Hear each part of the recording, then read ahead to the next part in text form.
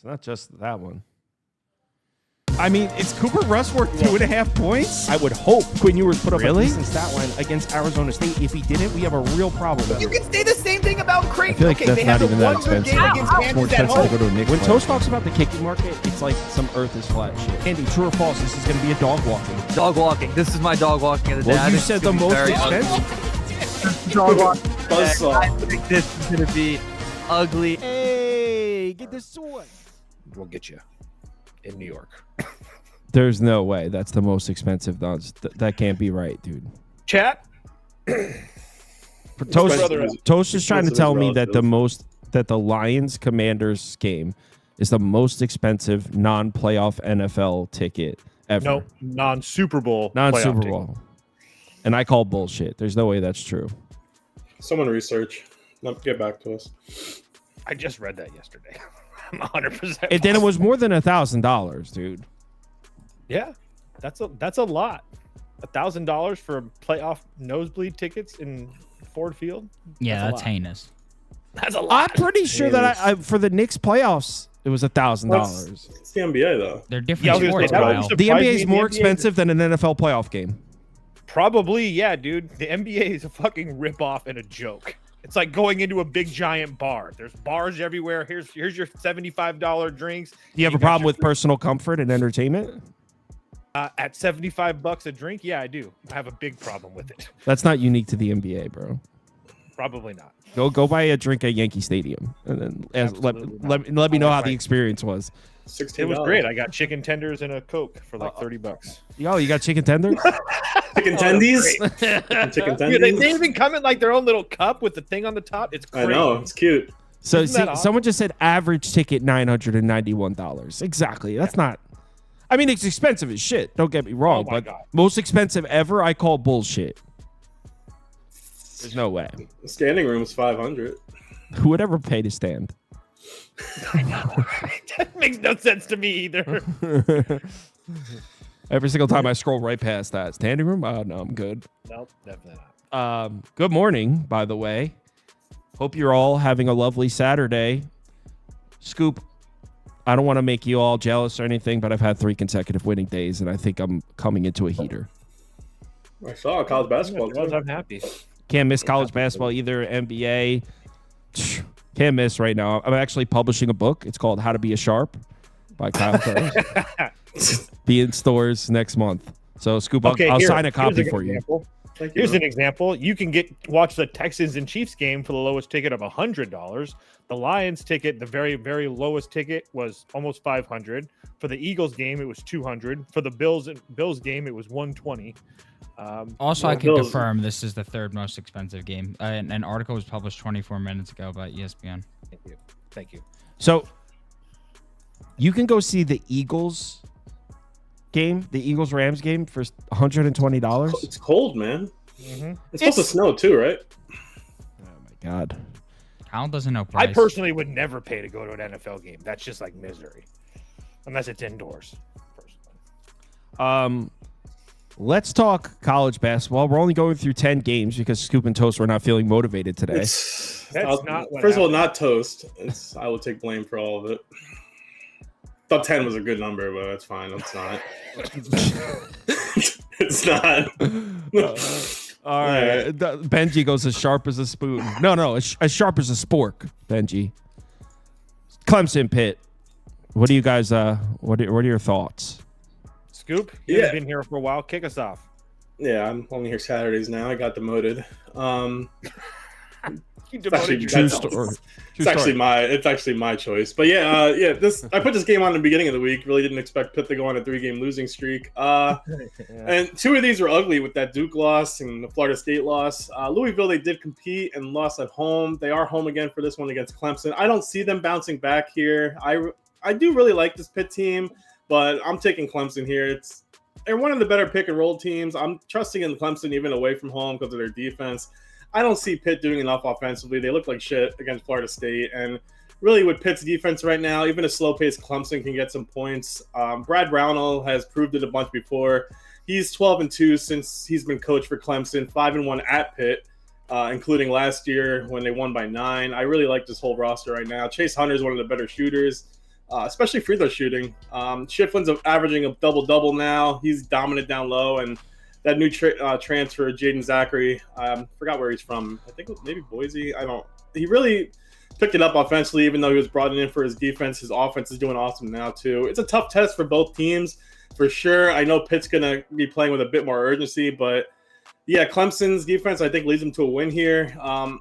They're holding teams 27% from three, 63 points per game. That's both second in the ACC.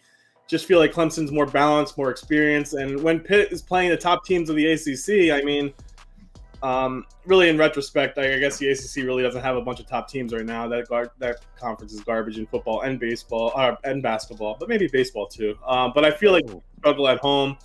And at the very least, Clemson should keep this game close throughout. So I'm going to take Clemson in the 3.5. Comment comes in, says, I can't trust picks from Scoop until he shaves. And I honestly thought that was a decent point. I don't know. I got to shave too. I'm so lazy. Clean shaven Scoop is better. Clean shaven Scoop hits at 67%. Right. So I tend to agree. Clemson on the road. You guys know I like Clemson on the road. I already knew you were going to agree. I disagree. I lean Pitt here. It was very close to a bet. I wanted it at 2.5. And I don't know if I'm going to get that anymore. I'm definitely not laying 3.5. So maybe on the number, I guess Clemson. But I think this is a really good bounce back spot for Pitt here. Losing their 3 in a row, that's true. But losing to Duke and Louisville, I really don't put too much stock into that. Not to mention this team has been tested. This Pittsburgh team has been tested multiple times. They've played a top 30 schedule, played teams like Wisconsin, Ohio State, Mississippi State, Duke, Louisville, Florida State, Stanford, all these teams. So I don't think that there's really much that Clemson's going to throw at them that's really going to bother them. I will agree that Clemson's a really good team, especially in the conference so far. And I will give you that Pitt's numbers in conference don't look great, but again, when you play a team like Duke and get throttled, it is what it is. Everybody's getting beat by Duke right now. And Louisville, like I said all week, shot quality has Louisville as the best team in the country. They continue to impress in every way possible. I mean, they're on like a 7-game win streak right now. The last 2 losses for Louisville have been Duke, Kentucky, and Ole Miss. So again, that's one of the best teams in the country. So I know that you guys like Clemson on the road. I know it treated you guys really well last year, but I think this is a really, really big bounce back spot for Pitt. I think Ishmael Leggett really goes off here tonight. He's had a couple really down games, but usually he's good for about 20. So I think Leggett gets you 20 tonight. And I think that Pittsburgh finally playing a team that's a little bit less in competition in Florida after the last week or so. I think Pitt takes this one. Toast said like 3 times there that I think he goes off tonight. This game's in like fucking 70 minutes, Toast. It's not tonight. This game is this morning. It's all tonight. It's all tonight. So just to Debo's backpack, it's got to be the SEC right now. ACC has 1 ranked team. I mean, who are you trusting in that conference that's good right now? That conference hasn't been good in 2 years. So the ACC? Yeah. I mean, Duke's really good. Okay. What the fuck? I mean, I was just trying to help out. I'm not saying the ACC is not historically the best conference. They definitely are. I'm just trying to help the guy out. He didn't say the ACC had right 0. now. He didn't say the ACC had 0 good teams. He was saying as a whole, it's not very good. I was trying to help the other guy out. I apologize for trying to help the viewers. Clemson's going to lose tonight, according to Toast. Tonight's going to be a big game for Clemson. Someone asked about the tennis bet. Proppy, if you go to extra and pull up, it's the first one in the slide. So if you want to pull up one of the extra bets, so you don't have to scroll through all the things, you know what I'm saying? Mm-hmm. So yes, I do have a tennis bet. This comes from Jess. Let me go read what she wrote because I don't know who these people are. Alejandro Davidovich Fokina against Tommy Paul. Over 36.5 total games. That's at -125 from Jess. So Davidovich, Tommy Paul over games. Also, I really like Aston Villa today. Double chance, so get the half up. So basically, a draw and a win would get you a win for Aston Villa. Arena Sablanca is going to win that tournament, guys, just so you guys know. Did you say Serge Ibaka? No. I would imagine everyone's betting Kentucky here at -1.5, right? Probably. No. No. I disagree with that. I would say that there's a lot. I think it's a lot on both sides. I think there's a lot of love for Bama. If you look on like Action and stuff like that, all the write-ups are for Bama. All the Twitter sharps are on Why? Alabama. Kentucky lay a short number at home? I mean, Alabama's pretty damn good. They're coming off an embarrassing loss. Kentucky's been pretty damn good too, but at the same time, they've faced a Mississippi State team that you can poke holes in if you'd like to, a Texas A&M team without Wade Taylor. They lost to Georgia. They gave up 100 points to Florida and won. They lost to Ohio State. I mean, you can definitely turn Kentucky's schedule into a little bit of Swiss cheese if you really, really wanted to. So, All right, bet Alabama then. You asked me a question. I answered the question. I didn't say that I was betting Alabama. It's the Avengers at home. Are you kidding me? That's what I'm saying. It's really that simple for me. I really wanted to play the over. I was actually texting with Scoop last night. At first I said under because the number was so high, and then I was like, fuck it, I'm going to play the over, and then I didn't do it. Just because the Alabama offense, I don't really know what to expect from them. I really don't. If they're going to just continue to beat up Kentucky inside, which Kentucky really struggles with that, like that's fine. But I don't know how they're going, and that's why I didn't play the over. Is that's going to take a lot of 2-point shots to hit that number.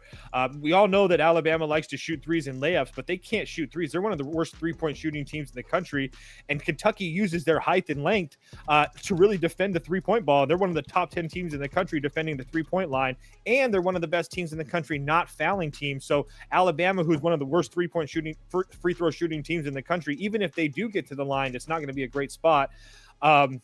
Again, I'm going to continue. I'm going to put a half unit on Kentucky. I was just waiting for this line to come down because I knew everybody was going to be on Bama. But again, you can definitely poke holes in what Kentucky has done. I will give you that. But they have been an absolute different animal at home. And yes, they gave up 100 to Florida at home. I don't think Alabama's anywhere close to the offense that Florida is. And keep in mind in that game, they also scored 106. So as long as Lamont Butler and Colby Brea and stuff like that aren't just absolutely ice cold, I think this is going to be a back and forth game. Neither one of these teams, I don't feel like has a very huge advantage. Besides the fact that Kentucky is one team that does not turn the ball over, and as much as we'd like to most people love this Alabama defense, they have not forced turnovers at all. And if Alabama is not forcing turnovers on this Kentucky team, it could be lights out for Kentucky if they start getting on a roll. So, no question for me, it's Kentucky. Someone's saying Lamont Butler is questionable. That would suck. I did not know that, to be honest. Then someone else said Butler's going to play. Dude is a warrior. He is. He's got that San Diego State dog in him. So Lamont Butler, questionable, but also warrior. So either way, he's good. So, Scoop, we sweeping Kentucky? Yeah, I'm on Kentucky. This one should definitely be fun. The SEC really is just wild this year. Last I saw, 13 of 16 may qualify for this tournament. Both identical conference and regular season records, and actually they both have the same against the spread records. I think depending on what book it is, or 9-8, but they're not really profitable either way. But Kentucky at home though, perfect 11-0 there. Gonna grab them, give the 2 points I got, but I just can't see them closing this game. I can't see Alabama closing this game out at home or away. I know Bama leads the league in points per game. They're running at the highest tempo. It's really hard to think Kentucky slows them down because defensively, like Toe said, Kentucky isn't the best. As a matter of fact, Alabama is statistically better defensively, which is completely different than last year. But as much as Alabama is great offensively, Kentucky's better than them. They're second right now in offensive rating, and at home they're clicking for sure. They're right behind Bama, third in points per game. They're top 25 statistically in pretty much every offensive category. They're sixth in assists, top 20 in effective field goal percentage, and really they do play so much better than home. Their losses at Clemson, at Georgia, that neutral game against Ohio State in Madison Square Garden. Since 2018, 5-1 against Alabama at home.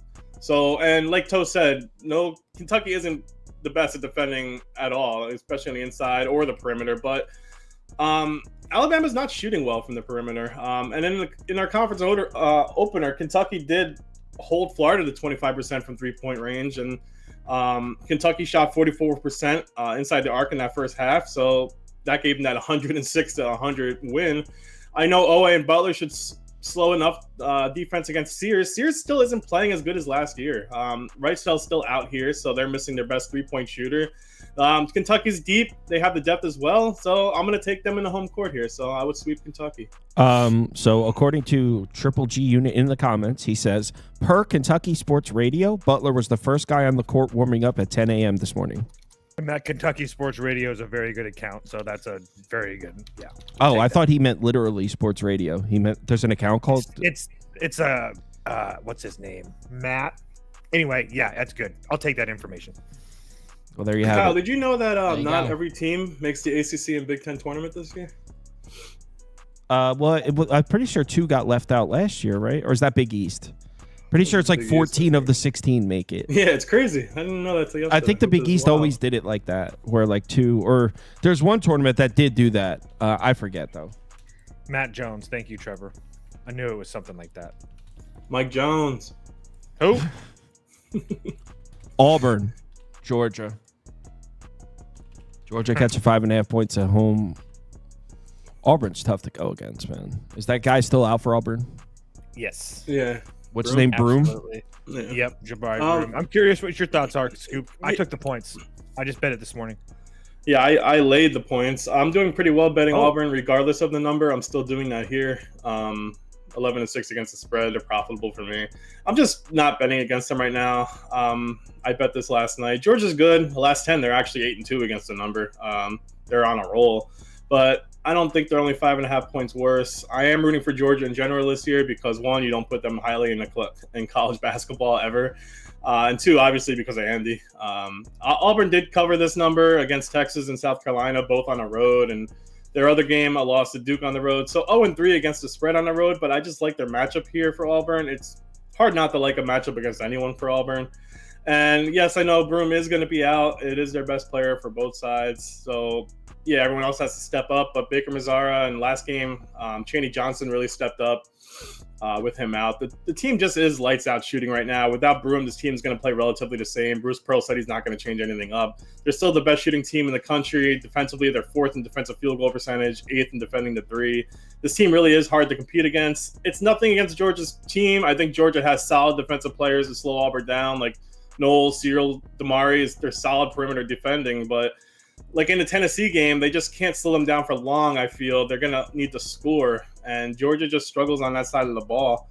I know they did good against Kentucky, but just like we talked about with Kentucky, they don't have a great defense. Auburn does. So, yeah, just as the game goes on, I feel like Auburn's going to pull away late with the weapons they have, so I'm going to lay the 5.5 on the road. Yeah, got us, by the way, a couple comments in, shouting out to Paul. Hell yeah. I'm super excited about the future of Blue Demon Hoops. Last night was a huge win.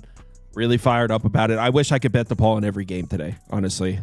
We also have to give a shout out to Vandenbosch because if it wasn't for that injury information, that was kind of. Oh, I was betting it regardless, though. I know you were, but I was not. And when he said that, I bet it. Well, see, that's the difference between me and you. You bet it because of injuries. I bet it because I believe in Blue Demon ball. So that's going to get you real far in life. I there was something about that DePaul team. I watched a lot of the game. They're playing with an energy. Don't sleep on DePaul the rest of the season. They're going to be catching big numbers. Everyone's always going to be fading them.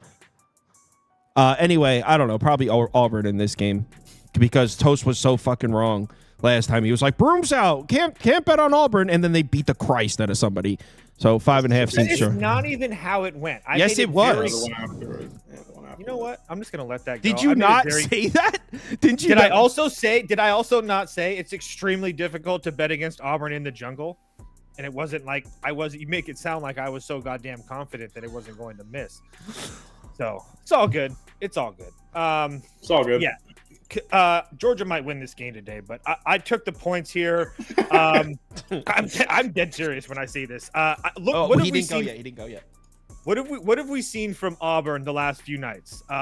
They are the last few games. They destroyed Missouri at home in the jungle. That's a great spot. They played Texas on the road. They could have lost that game. They had a really big first half. They ended up winning that game by 5. Then they go on the road to South Carolina. They lose Broom. Another game on the road where they kind of struggle. They only win that game by 16. They only win that game by 3, excuse me. And then they come home in the jungle against Mississippi State, and they kill Mississippi State. Well, And that's great. They did a really good job. But Mississippi State shot 3 for 24 from deep. There's no way in hell you're going to win, huh? It's because they're not a good team, Mississippi State. Well, yeah, but I agree. I would agree with that. But I also agree. I would say that Georgia is a little bit better of a team than Mississippi State, and they can really match up with this team. Not to mention the fact that I like the fact that Georgia's really big basketball team, that they're going to be able to match up well with Auburn. That's one thing that Auburn usually has on most teams. I talk about this a lot, is their height. They do not have that with Georgia. Georgia's one of the biggest teams in the country. Also, the issue with Georgia's offense, they can play inside, they can shoot their free throws, but what do? A lot. They turn the ball over a lot. What does Auburn's defense not do? Force turnovers. So I don't really worry about the Georgia the Georgia turnover problems in this game at all. I just think that Auburn you're getting Auburn at the highest value you can possibly get on the market. And to be honest with you guys, on the road, their last 3 games on the road, I don't think they've covered any of them. So I know, matter of fact, they haven't, because I was on Texas. We were on South Carolina, and they lost to Duke as well. So until Auburn shows me on a true road game that they can go in and win and cover, there's no way I'm laying points with Auburn. So like I said, I placed bet on Georgia. I bet them this morning at 6.5. It's a dog walking, or no? Don't disrespect Andy's dog walking with a 7-point dog. Let's move on to the next one. Arizona, Texas Tech. Toast has become an Arizona apologist recently. I know you're big on the Arizona team now after hating them earlier in the season. Well, they just keep on making me money. It's really hard to hate. I didn't mean it in a negative way. I just meant you've changed your thoughts on the Arizona team, and you've been betting them. That's what I meant. I have too, actually. You guys are both Arizona really apologists. Yes. Correct. Do you like them on the road in Lubbock? I do. Go ahead. I do. Well, is JT Toppin playing? Let me see. Anyway, yeah, since Big 12 started, Arizona's finding a groove, like Toast and Kyle said. They're 5-0 in conferences. Really though, I would bet Arizona, but this is depending on if JT Toppin's playing. If he isn't, I'm all over Arizona at 3.5. Toppin's their best player for Tech, definitely their best shooter. Against Baylor, Arizona just dominated their shooting. It's against Baylor's defense, but Tech's defense isn't any better. They're allowing teams to shoot against them. UCF hung 87, I think it was, or 88. They're definitely playing well against lower offensive teams like Kansas State, Utah. I'm sorry, Kyle, and DePaul. But Arizona, when they're on, like they are right now, they're a very great offensive squad. Like since Big 12 play started, their field goal percentage has gone up. They moved 30 spots up in offensive efficiency. I just feel like Henry Vassar should have a really solid game down low here. Texas Tech is not good on the inside. He's been awesome on both ends of the court. This is really just backing Arizona as they are right now more than anything. Both ends of the court, they've looked a lot better. They've covered their last 2 away games. They're 6-3 against the spread their last 9. And Arizona has played a lot of harder teams. They've had a harder schedule. They're a better rebounding team right now. I know Caleb Love hasn't played exceptionally great, but I still think he should have a decent game here. Texas Tech isn't good on the perimeter, so this should be a back and forth type of game. But yeah, if Toppin doesn't play, I'm all over Arizona. I will say that just really quickly on Caleb Love, he hasn't been the Caleb Love that we know and love, but I think that the reason that he's playing like this is because he's seeing that this is how you win basketball games. You can't win basketball games just chucking every shot that you have a little bit of air between. But without knowing Toppin's status, I would assume that he's playing, and the only reason that I say that is because this line has stayed at 4 or now are 4.5 and maybe down to 4 in some spots. He was battling. It wasn't like a major injury. He was battering an illness. So I would assume, I would assume that he's probably back here today, but I feel like Arizona is going to be a little bit of public dog. That's the only reason that I haven't bet them, but they've been really, really good since, like I talked about, since that UCLA loss. They've rattled off like 7 or 8 straight wins. Again, none of them really the competition that they're going to see with Texas Tech. Plus, playing in Lubbock is really something that isn't easy to do. We just saw this Texas Tech team play Iowa State tough. They probably should have won that game. They lost that game by 1. They also lost to UCF in a game that was kind of a weird one. But matter of fact, Texas Tech dominated essentially that whole first half. For a while, at least like that. And then, most of it. The second half, and they just never came back. But regardless, it doesn't really matter. I lean Texas Tech here. Let's like go. Me too. I didn't bet it. I didn't personally bet it. I am personally betting it. I think the fact that Texas Tech is going to be in their element at home, slowing this game down. Texas Tech 250th in average possession length, Arizona 59, excuse me. So I think Texas Tech's going to slow this game down, play through their defense. They have a very equal defense to this Arizona team. I don't really worry about them playing defense. They can shoot free throws as well. I lean Texas Tech here. I feel like Arizona is going to be a little bit of a public dog. I didn't bet it though. I really want to see. I want to make sure that Toppin's okay. But again, the fact that this number is at 3.5 on this show tells me that Toppin's going to be playing. So it'd be a lean to Texas Tech. Like I said, I didn't bet it though. I just bet it, and I'm posting it in the Discord now. I get to fade Scoop and back the Raiders in Lubbock at the same time. I didn't bet this personally. I don't know. You spoke passionately about it, Scoop. If Toppin's playing, I'm not betting it. If he isn't, then I am. If Toppin's playing and you can still get a 3.5, 3.5s are gone. I just got a 4. It's mostly a 4.5 now. Look at that. Go ahead, Scoop. Bet Arizona. Don't be bashful. No, I Can't do it. I don't want to do it. Next up. I don't want to do it. I don't want to. Purdue. No. On the road in Eugene. Is the basketball team in Eugene as well, Toast? Say it again. Yeah. Is basketball also? I was saying in Eugene, but like, yes, just making Why? sure.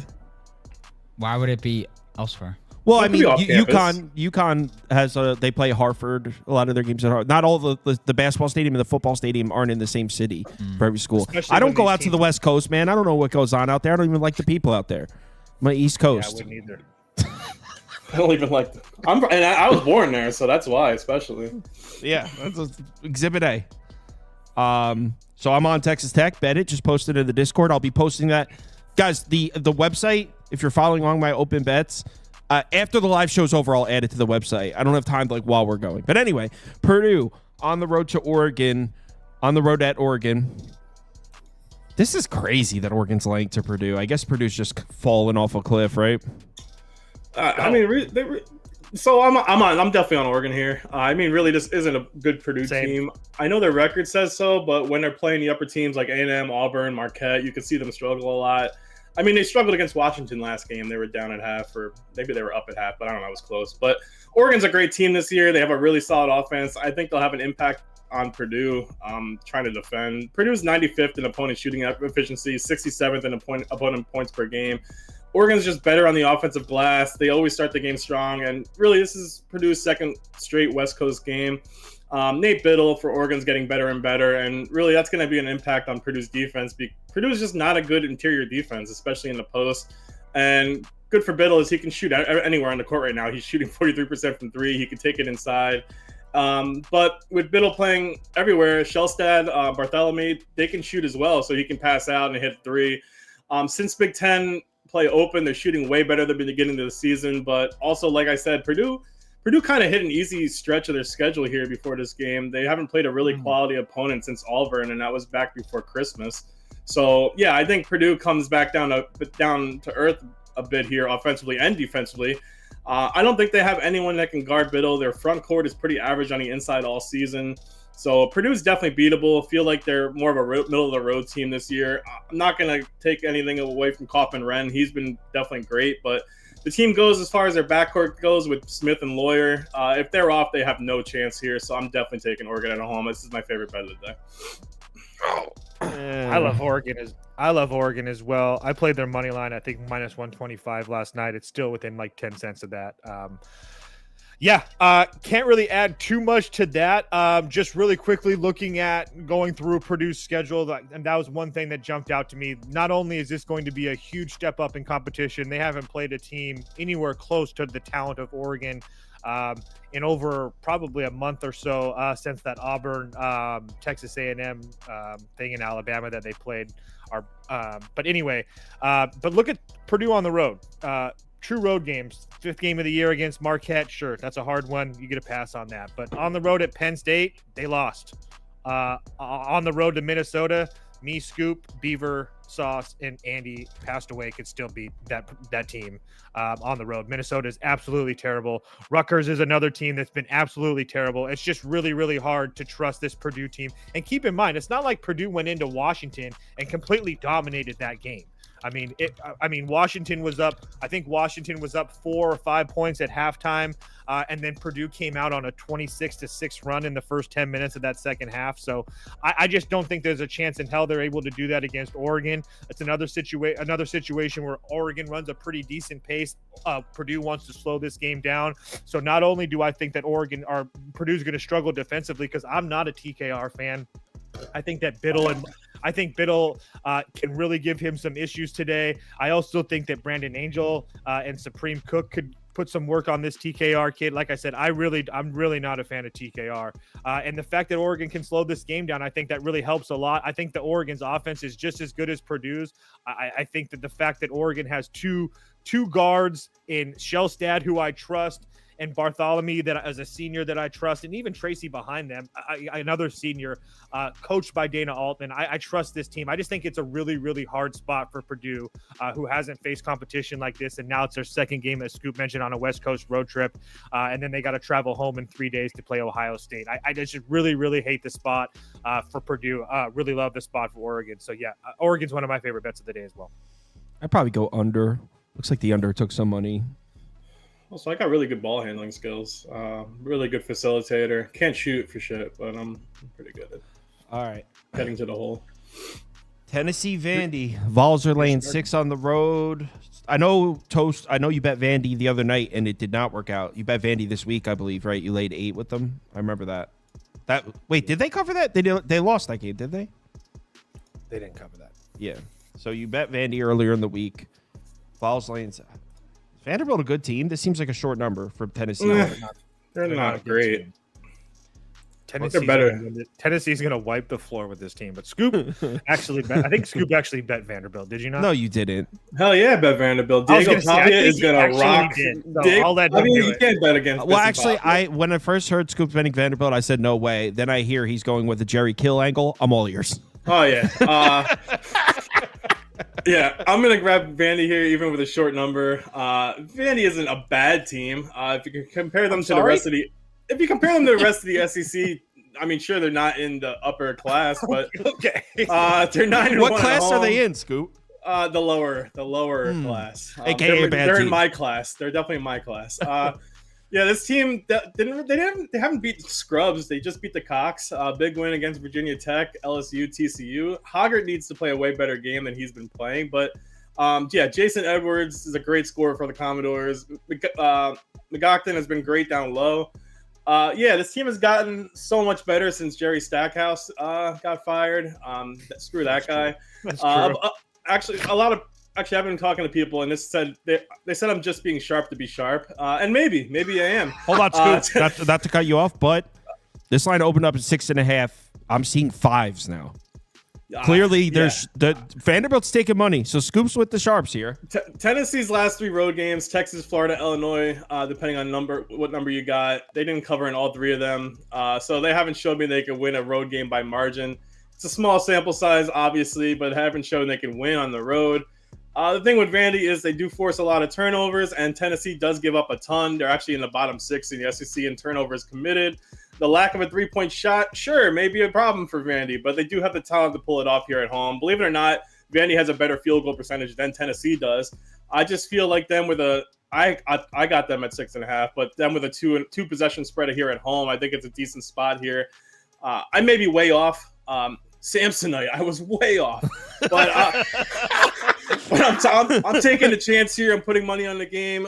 Plus, as Andy would say, Ziegler is a special kind of suck. He's super overrated. I'm hopping on that train. I'm taking really Jason Edwards. Yeah, I'm definitely taking Vandy here 6.5. I had it at so. All right, I'm gonna share my analysis on this game. Vanderbilt first half. They're gonna come out with purpose in the first half. I don't want to have to sweat the second half out. Lanier's been terrible lately too, like awful. Vandy first half, but Tennessee could make adjustments in the second half. That's my analysis. Preach, brother. I'm just joking. I just stole Van Van der der Bosch. Bosch's I was shit. gonna say I knew you stole that from somebody. I didn't know who. But I have no that's idea. why Don't put that up. when you I have said no the idea. Lanier thing, I said, "Oh my god, here we go." So wait, Toast, did you bet the Vols there? I didn't bet them, but I leaned them. Well, because I'm inclined to lean Tennessee too. Why don't we wait and bet the tail end of the market here? Maybe we can get like a 4. Yeah, I was kind of waiting. Just really quickly, I mean, Scoop glossed over it, but I mean, keep in mind, Tennessee, when he glossed over Tennessee, Texas has been playing extremely good basketball right now. Florida is one of the best teams in the country, and Illinois is one of the best teams in the country. So yes, Tennessee has struggled a little bit on the road, but the competition is head and shoulders better than Vanderbilt. There's no question about that. Like I said last night when Scoop bet Louisville, I respect what Scoop's bet, but at the same time, you're getting Tennessee off of a bad road trip. I don't think they're going to have 2 bad road trips in either. I personally think they're going to slaughter Vanderbilt tonight. Yeah, I mean, if you're betting Vanderbilt, it's very clear that the market is buying this number down. So if you're betting Vanderbilt, in my opinion, I don't know if there's any reason to rush it and get the bet down now. Maybe if you get this game doesn't tip off for another 4 hours, maybe you can get a 4.5, 4 closer to tip off. It's clear that the action seems to be coming in on the Vanderbilt side. And I do think that I agree with Scoop. That was a good point about Vanderbilt that can't shoot threes. I wouldn't worry about that because they play with pace, and that's like the opposite that Tennessee does. So if Vanderbilt's playing well tonight, they're going to be getting up and down and getting easy buckets in transition because they're one of those teams in Vanderbilt that plays fast, that doesn't turn the ball over. But so we'll see. Let's move on to the next one.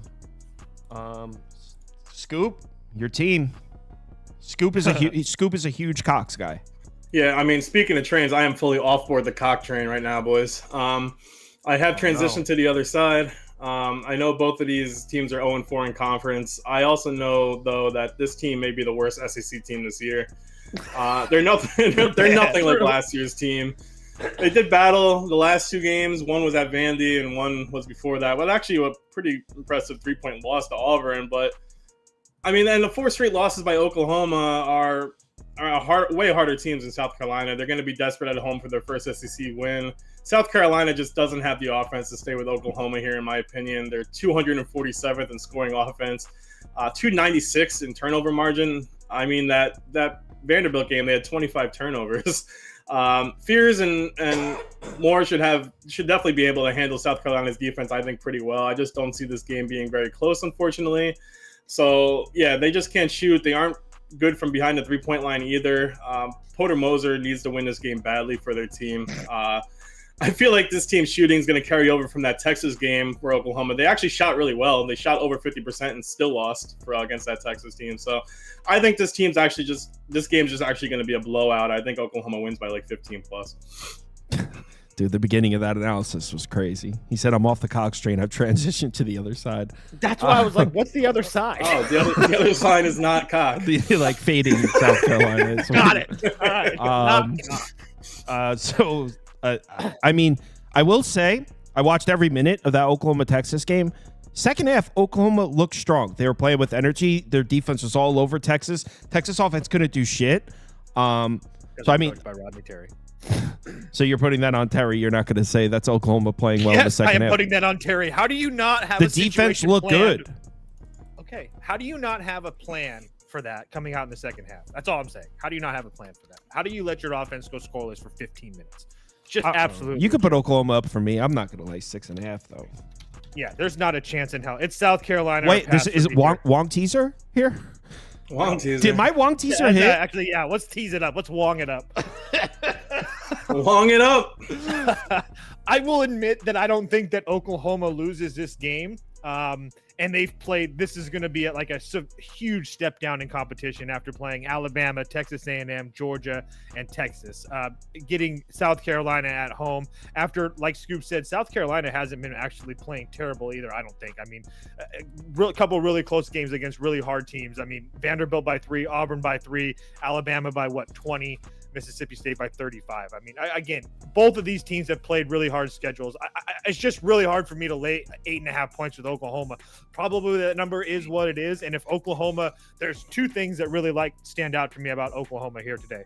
One is the pace. They're one of the faster teams in the country. South Carolina, one of the slowest teams in the country. So even if the Oklahoma offense, you want to trust it or not, they should get easy buckets in transition. South Carolina doesn't force turnovers.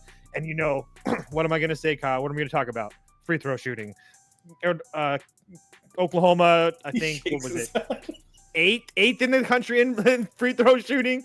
South Carolina 254 in free throw shooting. So if this game is even somewhat close towards the end of the game, Oklahoma has a huge advantage in the free throw line. So also, not to mention the fact South Carolina has a turnover issue themselves on offense. So it would only be Oklahoma here, but there's not a chance in hell I lay double digits or double possessions with this Oklahoma team right now. Not a chance in hell. All I have to say is next game. What game is this? Toast, are you Iowa fading the State? clones in Whoa, Morgantown? Wait. Before we talk about this game, you know Toast is going against the Cyclones. He hates them. Not in Morgantown. He's he going to has a fade personal them. vendetta against the team. He's not a fan of corn. He thought Field of Dreams. Corn's like one of the only things I eat that's No, healthy. Scoop, I think it's one Cyclones fan that has it in their head. It wasn't like a group of Iowa State fans. There's one guy who's an Iowa State fan that thinks Toast. He must have tuned into one show where Toast faded Iowa State once, and it is his mission to prove that Toast is a Iowa State. Bet Iowa State their last game. Toast Off Fields of Dreams was a terrible movie. He just likes Kevin Costner. I mean, I, on the other hand, big proponent of cornfields. I love chili with cinnamon rolls. I love tractors. I'm not betting against Iowa State here, even if it's on the road. They are just rolling right now. They were lights out shooting the three against Kansas, and they didn't even play a great game if you watch that game against Kansas. They had 13 turnovers. They shot only 40% from the field, but they dominated the boards. They will again here, even with a smaller lineup. They still out-rebound you, so I think that's going to happen here. Stop. They're going to out-rebound. They shot 60% from deep. You're telling me they didn't play good offensively against They Kansas? shot 40% from the field. How's that? Is that good? Is that Great. good? Toast, is that good? Is that good, Toast? I don't know. You're a coach. Is that good, Toast? Is that good, Coach? Coach, is that good? Is that good? Is Not that a good? basketball coach. Talk to me about the power play while you're at it. Yeah, I mean, they shut Kansas down, and West Virginia's offense has been shut down the last few games as it is. They won in Kansas, but they only scored 62 there, 56 against Arizona, 54 against Houston. So they struggled against a bad Colorado team. This West Virginia team blows. I'm sorry. Iowa State is just solid all around. I picked them last year to win it all in my bracket. That went really well. But this year, I think they actually have a strong chance to actually win it all. Curtis Jones should have room to shoot here. I get that West Virginia's 8-1 at home. This line's lower because they'll probably be a little good defensively and obviously have a home court advantage. But Iowa State's 3-0 against the spread on the road. I just love how they're playing overall. And West Virginia doesn't look as good that they did a few weeks ago. They're going to struggle to keep up and put points on the board. So, I'm definitely on Iowa State here. Go Clones. If you're wondering what we're referring to in the beginning there, so Toast must have bet against Iowa State once, and there's an Iowa State fan that's dead set on Toast being a Clones hater because he bet against them once. That being said, I kind of like the Mountaineers. Yeah, take me home, country road. Put West Virginia. Terrible bet. Terrible. West Virginia. Yup. In No Morgantown, question. Clones can't land in Morgantown. Clones can't land in Morgantown, and like I've continued to talk about, I didn't bet West Virginia against Houston. They would have covered. I just feel like I continue to say this. I feel like West Virginia is one of the most underrated teams in the country that nobody continues to talk about. I truly believe that. They lost. I'm going to go through it again. They lost their third game of the year on the road at Pitt. That's not an easy place to play. They beat Gonzaga in overtime, lost to Louisville in overtime. Louisville's a very good team right now. Beat Arizona in overtime. They also beat Georgetown, which that maybe on December 6th, that game didn't look really good for them, but now that looks much, much better. They beat Kansas on the road. They beat Oklahoma State at home. They beat Colorado. Then they lost to Houston and Arizona. Arizona was on an absolute roll right there.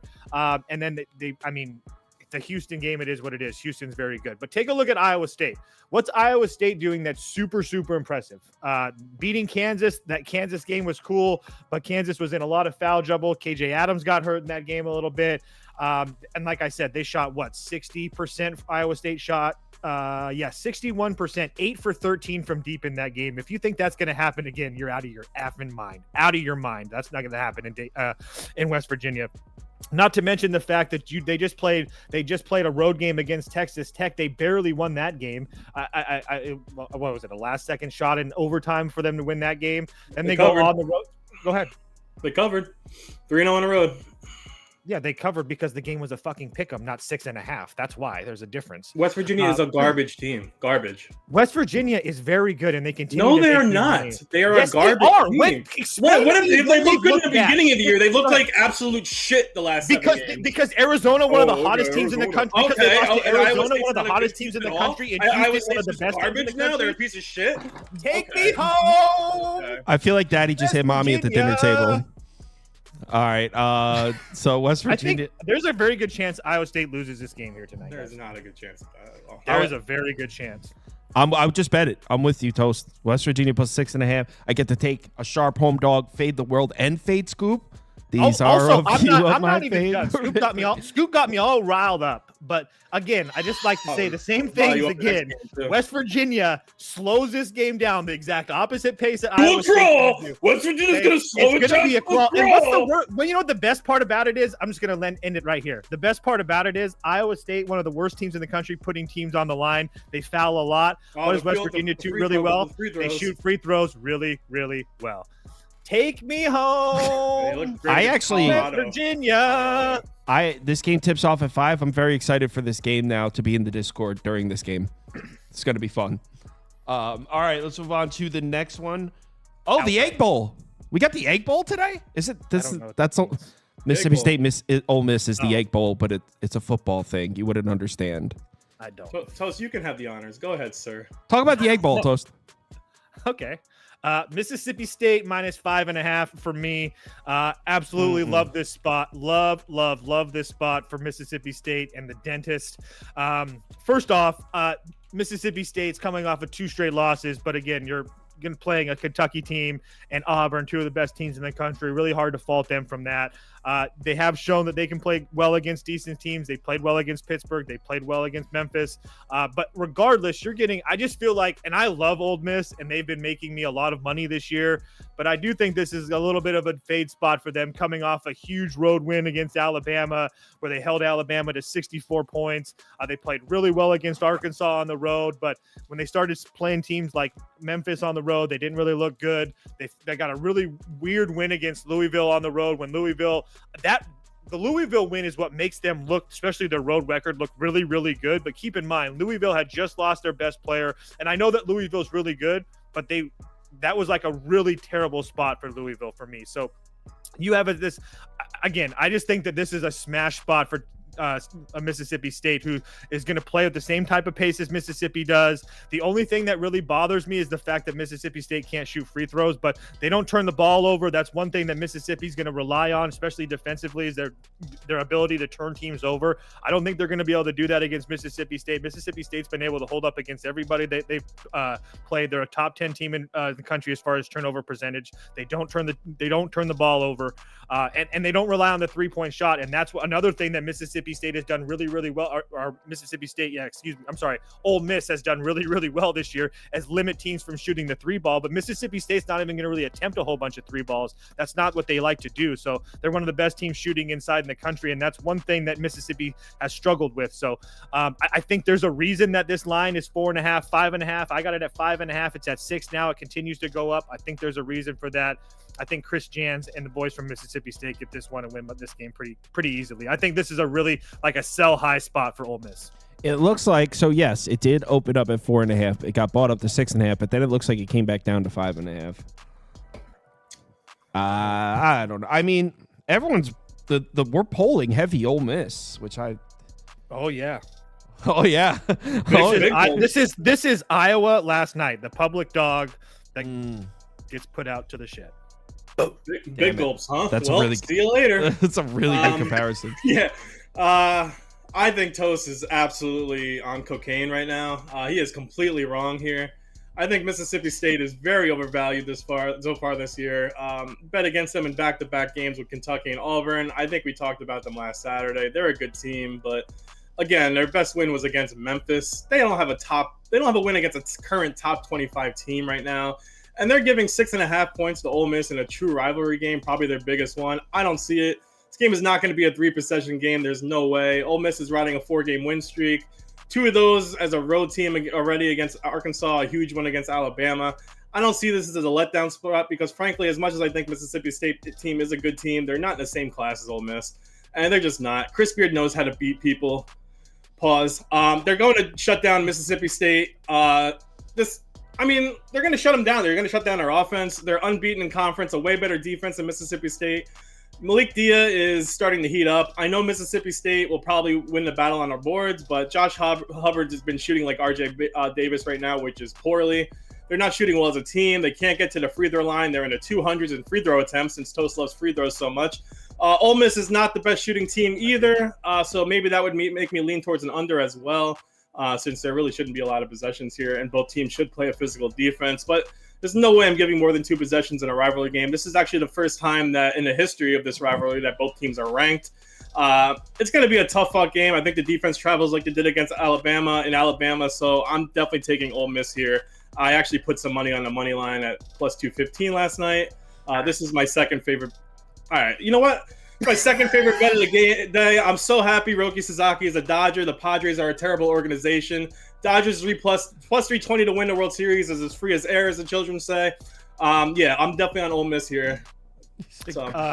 I just want to really quickly for the everybody out there. Scoop made this point earlier that Mississippi State hasn't had a win over a top 25 team. Ole Miss only has one as well. They came their last game. Besides that, they don't have a top 25 win either. So just put up Mississippi State. That's for 100% more than Mississippi State. I'm just saying. I like what Toe said. I like the comparison he used. Van der Bosch also on Mississippi State heavy here, and also there was a really good analysis of this game up. Hold on, let me. It's from Daniel Parra. He said, "Scoop is buns," and I feel like that really landed home for me. So I feel like that's actually that one got me. I'm definitely on Mississippi State now. Scoop is buns. He said Chris Beard knows how to beat people. Next game. When he said that, I lost it. Yeah, I was like, what? Oh, there's only a few people that are gonna get that. But as soon as he said pause, I had to look away. Allegedly. Texas on the road, Gainesville. It's a big number here. Wait. Am I reading this right? 10.5 to the wait, they're laying 10.5 to the we always cover Longhorns. We gotta pump the brakes. What are you talking about? They're an ATM. Those horns. I know they are, dude. I know. What about Texas first half? Scoop, do you have an actual play in this game? Because I don't. Yeah, this is a dog walking for Florida. Okay, I thought so too. Laying 11 is rough. This was 11 and went down to 10.5. But I think I would have to do it with the way Florida's playing, especially coming off a bad loss against Missouri. Yeah. They battled back, but Missouri couldn't miss that first half. I know Texas would rather have a dominant win by Florida there than to come off an embarrassing loss into this game.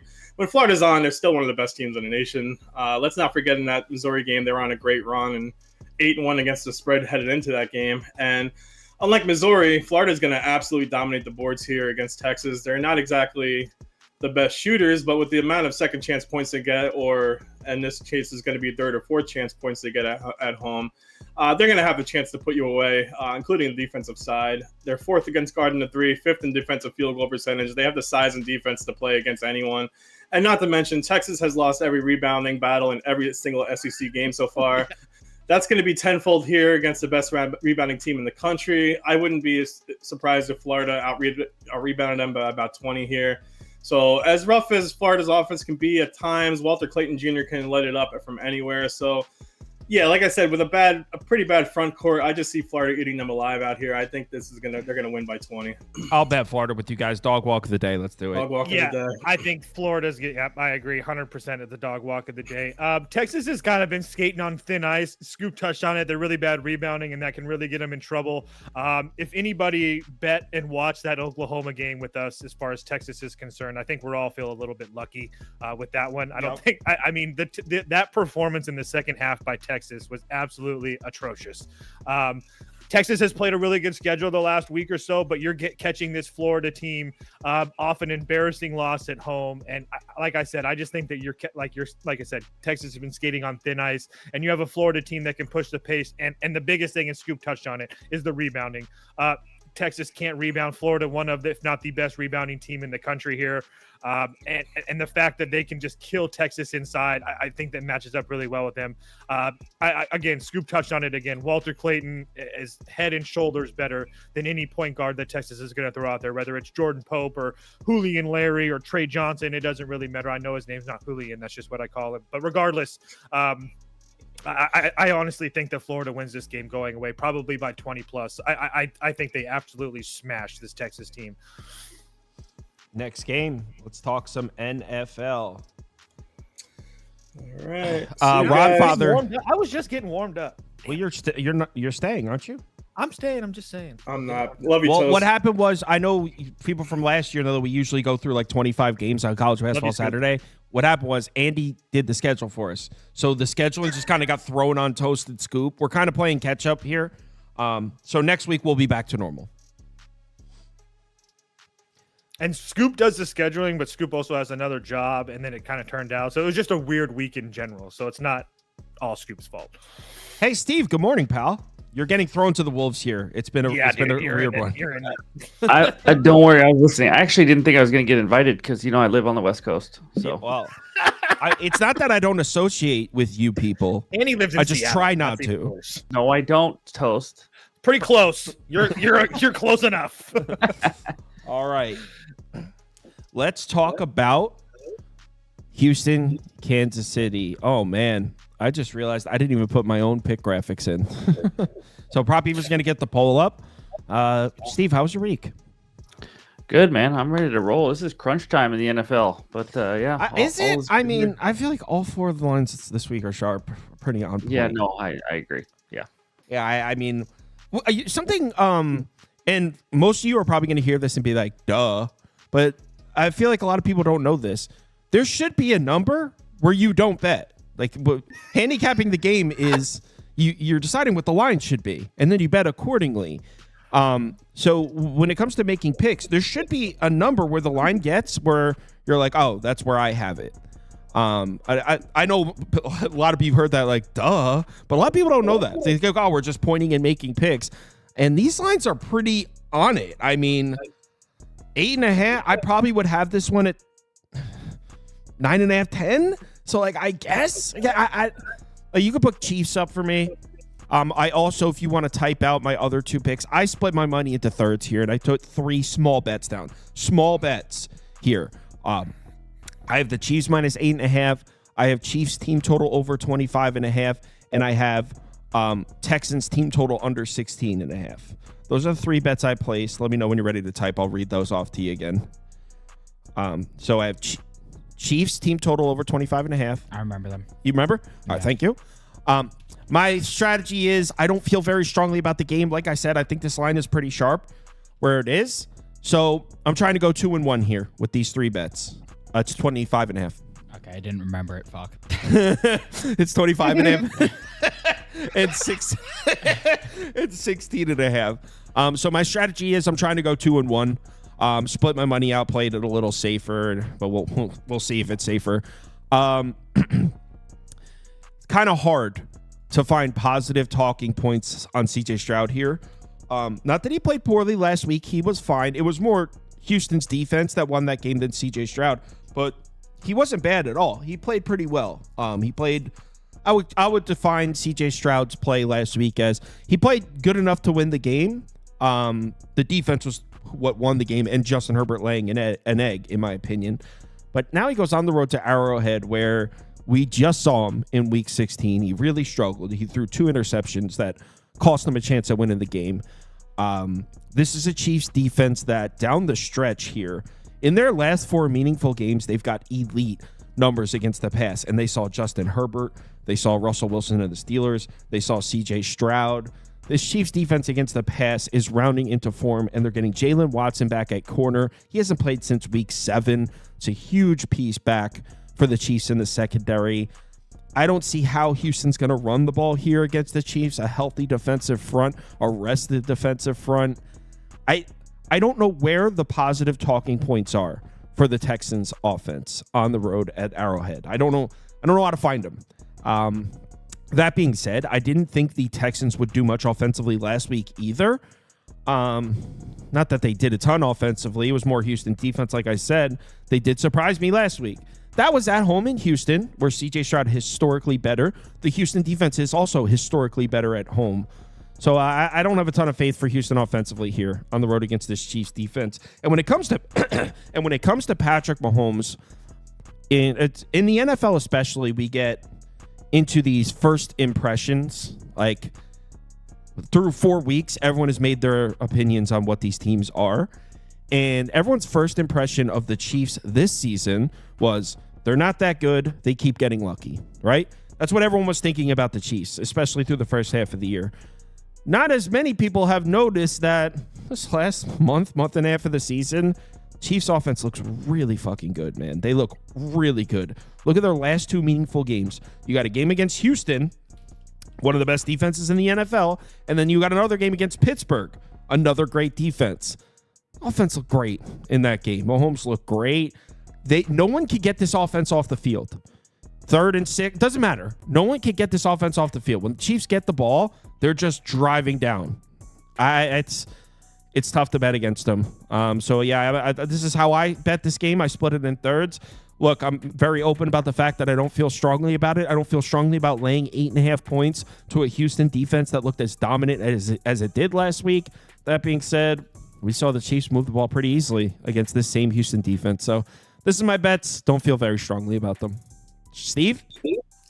Yeah, no, I feel kind of the same way, and I'm coming in with mostly player props because when I did my research, I was like, I was trying hard to pick a side on either game, and this line is just sharp. It's tough for me, and I agree with you on everything you said in regards to that. But the Texans +6 first half. If you are going to take a Texans side, I'd probably go Texans in the first half. 14-4 ATS in the first half, scored the 8th most points in the first half, giving up the 6th fewest. I haven't bet that yet, but it's just something to think about. And also, going back to what Kyle said real quick, the Chiefs, if you guys remember, they were hot garbage on offense last year, and they still won a Super Bowl. They figured out, and I remember looking at some of their games last year where I was thinking, how in the world are they even going to score? I mean, it was that bad for a while. So I think they're in a better spot than they were last year. But my best bets in this game, if I had to do some player props, which I do, Xavier Worthy over 5.5 receptions. I got this at +152. Absolutely love the plus money here. In the last 5 games, which I'm not really counting the first half of the year because he was a rookie, he wasn't really involved. He's over in 3 of the last 4 games. He didn't play that last game, but he had 6, 7, and 8 catches the last 3 games. So he's been over this in 3 straight, getting big plus money. One of those was against this Houston team at 7 catches. In the targets, 6, 11, 11, and 9 in the last 4 games. He's got 70% of his targets, around 25% target share last 3 weeks. Matchup isn't great. I mean, Houston allows the 8th fewest receptions, but that doesn't matter much to me when it comes to Xavier Worthy because he's just a little different. Here's the crazy part. In the first 11 weeks, his ADOT was 12.08 with 580 total yards. They brought him in and said, you know what, go deep, we're going to hit you. It didn't work out. In the last 4 weeks, his ADOT has dropped from 12.08 to 5.13. This man gets 2 to 3 catches that are just right at the line of scrimmage, so it doesn't really matter who the matchup is really. He's going to get, one of those shovel pass jet sweeps. He's going to get some wide receiver screens. He's probably going to get 3 just easy, quick passes right there. So when you have an ADOT, average depth of target at 5, obviously great for receptions, not as good for yards, and that's why we're attacking the receptions line here. And then Chiefs also struggle a little bit to run the ball. And so I think that's why they use these short passes as an extension of that. So I just love this one. I like Xavier Worthy over 5.5. I think 4.5 is juiced pretty heavy, so that's why I went to the plus money. And then the second one, Kyle touched on a little bit. CJ Stroud under 230.5 passing yards. I got this at -114 on FanDuel, but Stroud has gone under this in 7 of 18 games. Doesn't sound great, but again, some of those games were with a healthy wide receiver group, which obviously doesn't have Diggs and Dell now. And here's the wild stat. Half of those games were at home, indoors. At home, he's averaging 252 pass yards per game. On the road, how about 190? That's right, 190 yards per game on the road. And then indoor, outdoor. 66.9% completion percentage indoor, 58.3 outdoor, 91 QB rating indoor, 81 outdoor.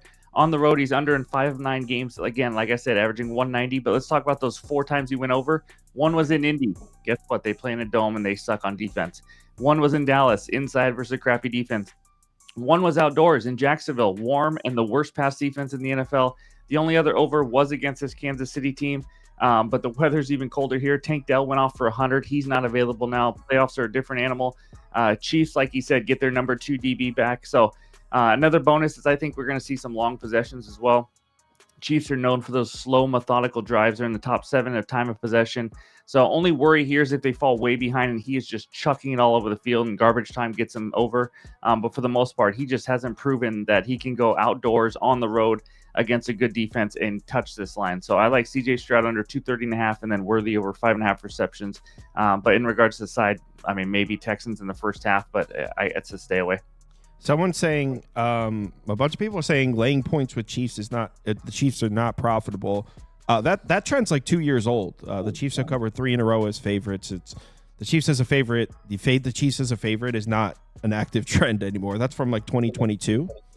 I will say the Chiefs are 0-5 ATS as a 7+ point favorite. Yeah, but they all happened in that same month span when they were playing like shit. Like it all happened in 4 games in a row. They're also they've been blowing everybody out. They're also 6-0 ATS the last 6 playoff games. So I mean, I was going to say in the playoffs they've been a different animal. I think like 12-4 against spread the last. All those games happened in November. They all happened in a row when they weren't playing well. Yeah. Toast. Super square, but it continues to cash for me the last couple postseasons. Travis Kelce over 51.5 receiving yards. Really simple. The last time he was held under 70 receiving yards in a postseason game was the 2019 Super Bowl. So obviously we know that Travis Mahomes trusts him. He's going to get his targets. I'm just going to keep on continuing to play that continues to make money for me. Kelce over 51.5 receiving yards. Dude, it hits every freaking game in the playoffs. Oh, okay. That's sweet. It's a cool bet. It is, Bruce. Thank you. Okay, and then my bets in this one, I got 2 of them. First one, we're doing a Dalton Schultz SGP. Played this the last time the 2 teams squared off, and it was relatively sweat-free. Now I like it even more because it's playoff atmosphere. Chiefs, I think they're crazy if they don't double Nico Collins here. And the Schultz receptions and yardage, obviously very correlated, even more correlated on the road. If you look, with 4 or less receptions on the road since 2021, 3 and 16 to 30+ yards, but with 4 or more, 17 and 2 to the over. I played the receptions line earlier in the week, got it at 3.5 plus 105. Now it's at 4.5, so I think that's the best way of playing this. In that last game, we saw Schultz had 5 receptions, 45 yards, season high 8 targets, and that's despite Tank Dell arguably having one of his best performances of the season. And the Chiefs quarterback too, Jalen Watson, he didn't get to play in that game. Now there's no Dell. Jalen Watson is going to be back to improve that perimeter defense. I think Schultz is going to have another heavy target share here. Chiefs allow the 2nd most receptions to tight ends on the season, 7th most targets per game. And with 5+ targets on the road, Schultz is over 19 to 24 games going back to 2021, specifically 9 to 12 as a Texan. So just going to go right back to that one. And then the other one I have is Mahomes' longest rush. That's now at 12.5. Not as much value as the 11.5, but still like that for a full unit. Rushing QBs, they just continue to take to cash their overs against the Texans, rushing yards and longest rush. We got Lamar with a 48-yard rush, Mahomes with 15, Richardson with 26 and 19, May with 15, Allen with 19, Caleb Williams with 24. Pretty much every quarterback that is a dual threat has cashed their longest rush line against his Texans team. The only one who didn't recently was actually last week, Justin Herbert against the Texans, but he has some pretty stark home away splits. You could apply that to Mahomes, but for some reason, Mahomes always rushes in the playoffs. If you look, his last 16 playoff starts, he has 3+ rush attempts in all but one of them, averaging 5 rush attempts per game.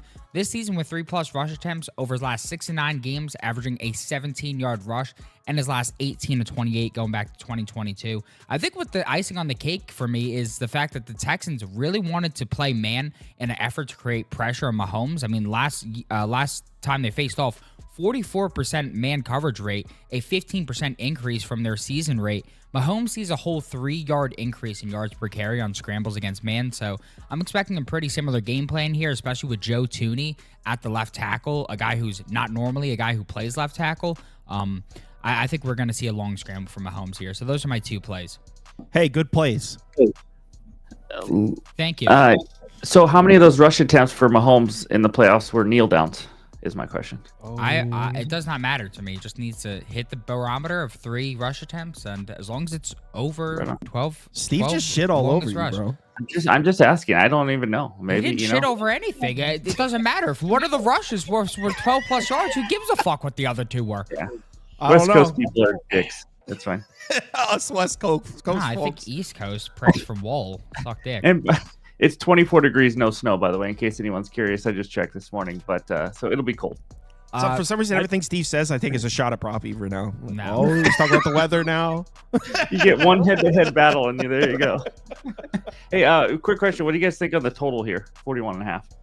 I don't know. Probably over. Yeah, I lean under. I took Chiefs team total over, Houston team total under. So Yeah, I wanted the Texans team total under. I was like, as long as I get over 17, again, the line's sharp though. They're under 17, so I was like, I gotta stay away. it seems like the Chiefs offense is peaking at the right time. The last two meaningful games, I mean, the last 6 or 7 games, the offenses look pretty good, but the last 2 games in particular were fucking impressive. Against the Steelers and the Texans, both games, they were laying like 3.5 and 3. It was expected to be a close game against 2 great defenses, and in both games, the Chiefs offense could not be stopped, and it didn't matter what defense is on the other side. So the Chiefs offense with Hopkins and Hollywood Brown active and Pacheco healthy, and it seems like the Chiefs offense is peaking right now. Mm-hmm. Crazy to have a 3.5 line, and then a few weeks later you play them in the playoffs, and it's 8.5 now. Just tells you something. Also, just a quick ad here. I'll make it. I'll just say I missed it. But Harrison Butker over 8.5 kicking points. You know the rules, guys. You see the 8.5 These on rules the board. are fucking made up, dude. These are made up rules. Yeah, of course I made them up. I made them up because I started winning a whole bunch of bets. Goddamn right, I made it up. So according to Toast, when you see a kicker prop at 8.5, it's automatic. I am dead serious. 8.5s are cashing at over 70% this year. I am dead serious. Sorry, guys. Had to put this game back on the screen and get this back. There was no you do all that. No, but I had to. The real ones, no. Okay, the real ones, no. Washington, Detroit, probably the worst game, and also the most interesting game at the same time. All right. So what makes this game really tough? In terms of watching, it's going to be excellent. In terms of NFL fan viewership, this is going to be awesome. In terms of trying to make a prediction, good luck, man. Trying to predict what type of production we can expect from the Lions defense, I have no idea. I wouldn't be surprised if Washington hangs 45 points in this game and the final score is 48-45 Lions. I also wouldn't be surprised if the Lions win 41-0. I don't know what to expect from the Lions defense. From weeks 13 to 17, they were allowing 7.5 yards per play. I'm going to say that again. Over a 5-game stretch, the Lions were allowing 7.5 yards per play. That's how bad that defense looks. 7.5 yards per play is next level insane bad. Then they hold the Vikings to 9 points in the biggest game of the year. Now, was that the Lions defense holding the Vikings to 9 points, or was that Sam Darnold forgetting to take his anxiety meds before the game? That's a different question. But trying to predict what we're going to see from the Lions defense, no clue. The bet I placed is the over. I know I said on the YouTube video last night I was going to take Detroit team total over 32.5. After I recorded the video, I sat in my thoughts and ended up betting the over. Like I said before, I really don't know. I have no idea. If I'm being honest, I kind of want to take Washington money line. Not because I think it'll happen, just because I want to have some fun and gamble. I really don't know. I think this is a crapshoot of a game. I do think it's a great matchup for Jared Goff and the Lions offense, and Detroit should be able to score on Washington. I think we can hang our hats on that, but I also think Washington should be able to run the football in this game. I think Jaden Daniels, a mobile quarterback, the Lions have someone said this in the comments. I didn't verify. Someone said in the comments that the Lions have really struggled with mobile quarterbacks this year. Not sure if that's accurate or not. The comment came from somebody I consider reliable. So I think Washington's going to be able to score right back. I went over, and I might be down to bet Washington money line to do some gambling. Steve, talk some sense into me, man. Do you see anything here, or do you agree with what I'm saying at all? I agree with what you're saying in regards to I don't know if the Lions are going to give up 0 or 100. Yeah. And that's the tough part. They do struggle, though. The Lions are a heavy man coverage team, which means they're going to struggle versus mobile quarterbacks. I think if I remember right, I don't have the number in front of me. They were like a bottom 10 team against mobile quarterbacks. So I think that's where they can get hurt. If I had to lean on a side, I kind of lean on the side of Detroit's defense is not all the way back. They just aren't. Darnold and that offense have looked horrendous for a few weeks. Commanders team totals at 22.5. It's a shot, maybe. Even if you're sitting at 17 and they're down by a lot in the fourth quarter, that's an option.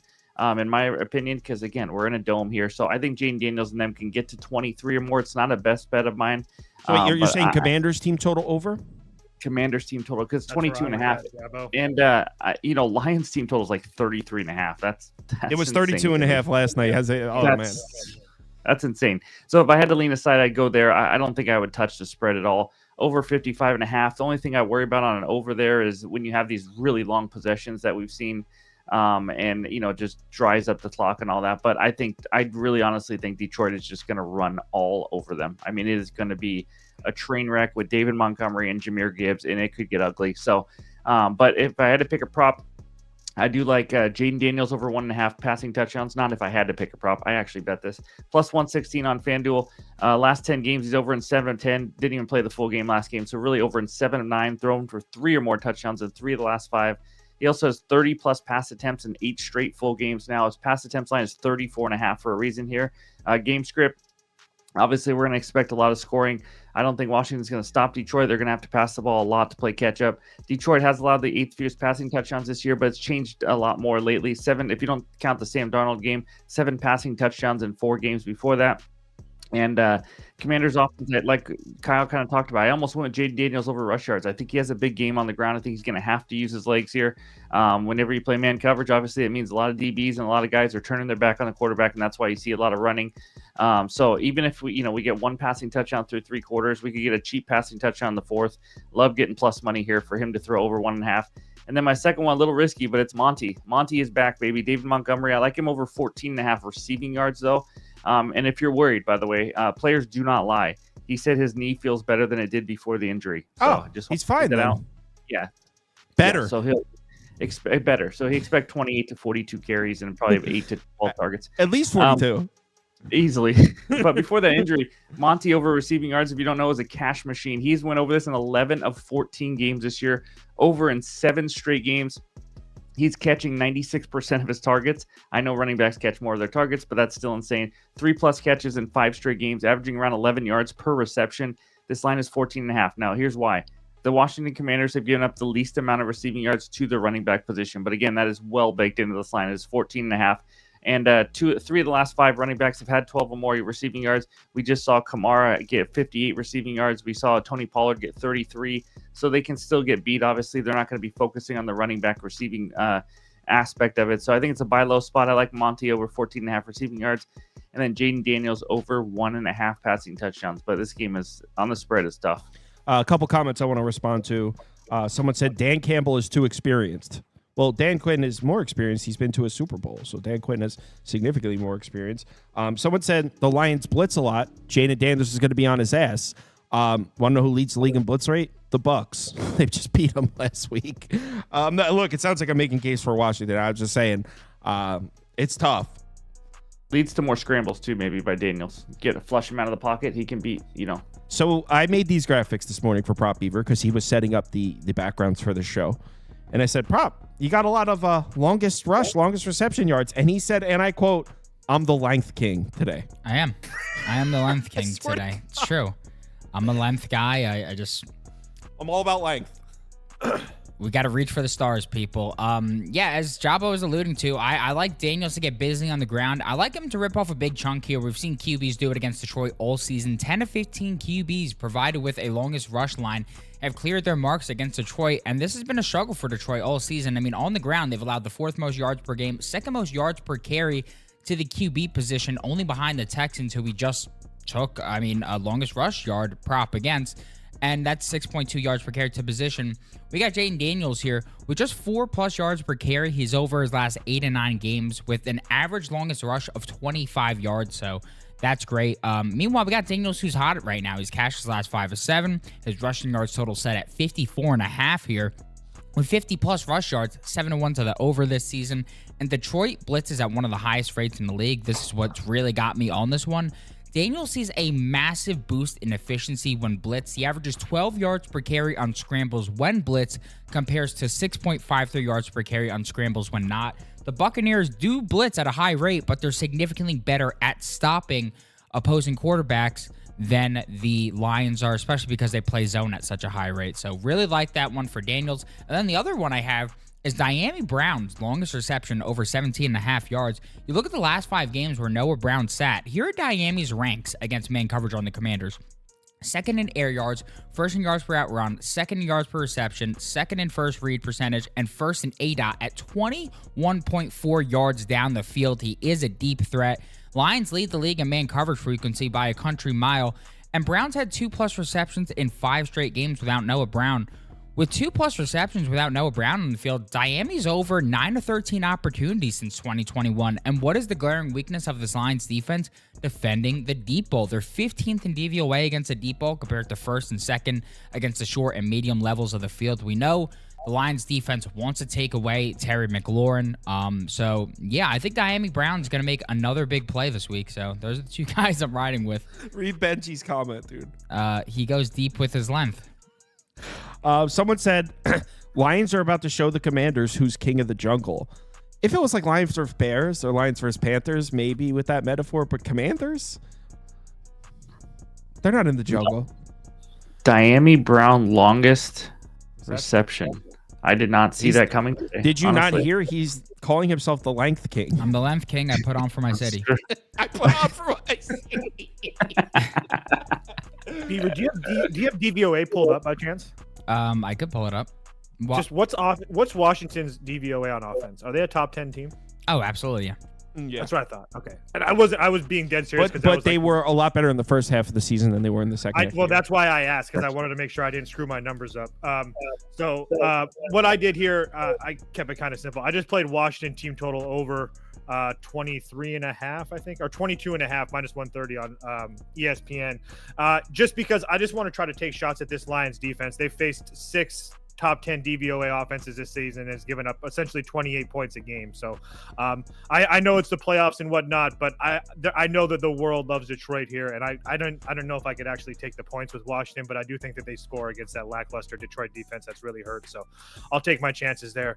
And also, you know the rules. Jake Bates over 8.5 kicking points. It is what it is. I don't make the rules. I don't break the rules. It is what it is, boys. Just bet them both. The comments are on fire today. Someone said Toast is taking the Commanders. Washington's the worst free throw shooting team in the country. Steve, the joke there is Toast always bets on teams that shoot the best free throws in college basketball. Not even. Yes, you do.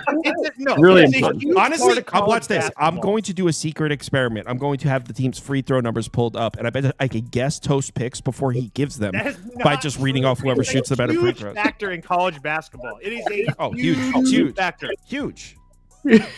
That's hilarious. Should we do a community parlay and all that? Yeah, we should. Hit the song. Well, okay. You want to do that before the NBA?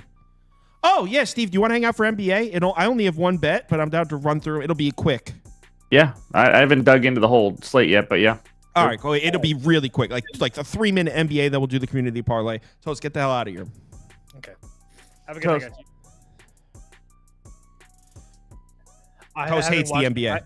I haven't watched a minute of the NBA in 2-3 years, probably. He does have his finger on the pulse. You can tell by his lack of ball knowledge. I actually picked up a Bible last night. I'm going to figure out who Judas is. Have a good. Yeah, that was freaking. He goes Toast bet against his own team, Gonzaga, and someone goes Toast, you're Judas, and he goes jokes on you. I don't know who that is. So first game up, and this one starts at 4 p.m. This is an afternoon game. This is my thoughts on this game. If Nick Richards wasn't making his Suns debut, I would say let's hit the Pistons here as short home dogs. It was +1.5 last night. It's +2.5. Let's take the Pistons. Take the Pistons money line if Nick Richards wasn't making his Suns debut, because the gap between these two teams in the rebounding department is significant. In the last 10 games, we're talking about a top 10, maybe a top 5 rebounding team in the Pistons. Remember, since Jaden Ivey got hurt, you got guys like Asar Thompson getting more minutes. You got guys like Tobias Harris getting more minutes. The Pistons have been a very good rebounding team in the last 7-8 games. The Suns might be the worst rebounding team to ever exist. In the last 10 games, they're 29th in rebounding rate against the 30th strongest schedule. So the Suns are getting dominated on the glass by bad teams. The Hornets, the Wizards, you name it. The Suns are getting beat on the glass by bad teams. So this is just a mismatch in the rebounding department. The reason I didn't bet it is Nick Richards, the Suns just traded for him, making his debut with the team today. And if you're like, oh, it's just obviously part of me is like, oh, it's his first game with the team. No way he has an immediate impact like that. This guy is a presence down there. If you remember when the Hornets started the season, Mark Williams was hurt. Nick Richards was playing he was the main big for them. They were rebounding really well for the first 6-7 games. Then Nick Richards got hurt, and then all of a sudden the Hornets couldn't rebound for shit. So I don't think it's crazy that this guy is an immediate presence for the Suns in terms of rebounding. And this Phoenix team, if you've been following them, they're rebounding away from winning a lot of these games. If Phoenix stops getting dominated on the boards, you might see the Suns start to win games. So you could put up Pistons for me, but I am not betting this game.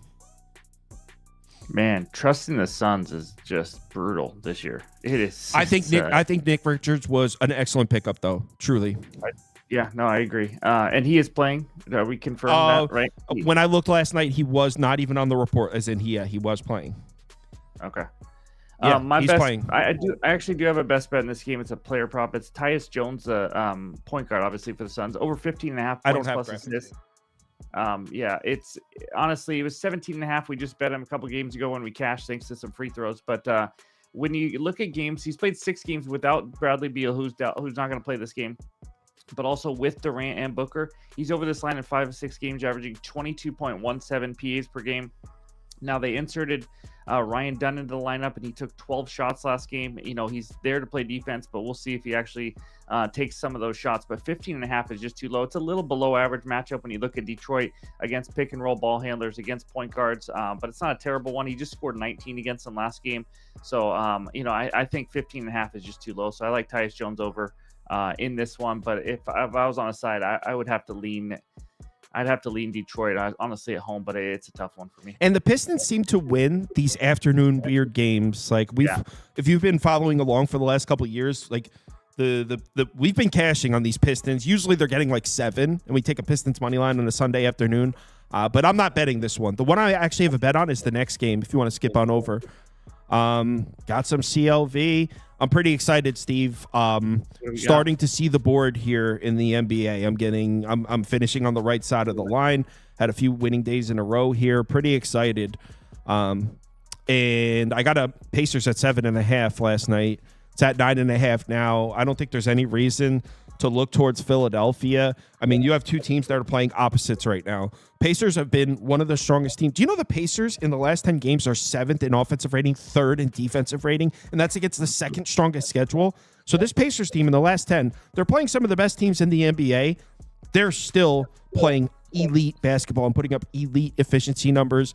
They're 7-1 straight up in their last 8, 7-1 against the spread in their last 8. This is a Philadelphia team that has just been, I mean, you might as well set your money on fire if you've been betting the Sixers. I did have the Sixers +7 against the Knicks, and they came through for us. But as a whole, if you've been betting Philly, it has not been profitable. They're 2-9 straight up as road dogs, 3-7-1 against the spread. So betting them as road underdogs has not been profitable. They're 1-7 against the spread in their last 8, I believe, in terms of the closing line. So yeah, I got the Pacers at 7.5. I'm not saying I still like it at 9.5, but I think they win comfortably here. So the only way this loses is, in my opinion, is if Maxey goes nuclear, which is possible. He has that kind of talent. But I'm comfortable here with the Pacers at 7.5. I love it. So I gave out 2 bets late last night, and the second bet I gave out was a money line parlay. But and it includes the Pacers here today. But I was close to pulling the trigger on the Pacers. I didn't realize they were 9.5 this morning. Now is that what you said? Jeez. So I love the Pacers. Like he mentioned all the numbers. They're 8-2 in the last 10. They're secretly playing good ball. No one's talking about it. And I just like what I'm seeing from them. They finally figured it out a little bit, ride the ship. So I have the Pacers on the money line and a money line parlay. You want me to just give the other leg right now? Then yeah, okay. Probably people could type it up. Okay, the other leg is the Cavaliers on the money line. They just got absolutely lambasted. That's a word, by the Oklahoma City Thunder. It was horrendous. And you know what? When you have a game like that, you like to back a good team on the second of a back-to-back. They've only lost 2 games in a row one time this season. I think Evan Mobley is questionable still. But now I just want to point out, every time I bet a Timberwolves game, something bad happens. So I am fading the Timberwolves. So maybe they turn into the greatest team in the NBA again. But I don't like this Minnesota team at all. I think Julius Randle is a debacle. This trade has been horrendous for them. I don't like what I see in offense. They go into these offensive ruts and all that kind of stuff. Cleveland is just a much better team. They're 14-7 ATS on 1 day's rest, and the Wolves are 4-14 ATS at home. They struggle. They're on a second night of a back-to-back. I think the Cavs take it to them. I like both teams on the spread too. I like the Pacers to win big. I like the Cavaliers to win and cover the spread as well, even though it's on the road. So, yeah, Pacers, Cavaliers, moneyline parlay. But love that Pacers spread pick, especially if you're able to get it at 7.5 or 8 yesterday. Yeah, I did. We're good. We're skipping to the next game. So, this one, we're at Hawks, Celtics, and very quickly, I think we kind of have like a standstill here with the Celtics for 5 or 6 games. They couldn't hit shit. They looked terrible. No way you could lay points with them. They were 1-4 against the spread over a 5-game span. One of the worst 3-point shooting teams in the NBA. And then they just light the Magic up in the last game. So we're at a standstill. If Boston's back, then this is probably a pass. If they're not back, Atlanta plus 10.5 is a must play. So it'll be Hawks or pass, but I'm not trying to put money on the Hawks and then find out that Boston's back. So I'm not betting. No chance in hell I would ever bet Boston here. They would have to show me that they're. If I'm going to lay 10.5 points, I better know that Boston's back. It'd only be the Hawks. Hawks have been playing pretty well too. So Hawks are pass for me here. I need a person to add to my channel on my team that helps me with just the NBA injury report. It is insane. There's no person that can help you with that. It's I do videos the night before, and I'm giving out bets, and then no one's on the injury report. Then all of a sudden they slept wrong, and so it screws your bet. So it looks like Trae Young is probable, right? And Jalen Johnson is questionable now after not playing for a while. That's what I'm seeing. So the Celtics are tough for me because they're a team. If they knock down their threes, they'll blow any team in this NBA out. Or in this league out, but if they don't, they can lose. We've seen it. They've just got blown out by the Kings, I think it was last week. So it's a tough one for me. I wouldn't touch this 10-point spread. If I had to lean, I'd go Celtics, but I don't got a best bet. All right, let's skip over to the next one. Honestly, all right, so actually, real quick, we're not going to be on this one for long. Washington, Golden State. We were talking about this in the Discord this morning. Possibly Jordan Poole over 21.5 points. He's facing his old team here. In the 3 games against the Warriors since leaving, he's gone over this number twice. He's got 25 points, 24 points, and there was one game where he only scored like 13 or 14. So one game he did stay under. He's only been back to Golden State once, and he scored 25 points in that game, took a shitload of shots.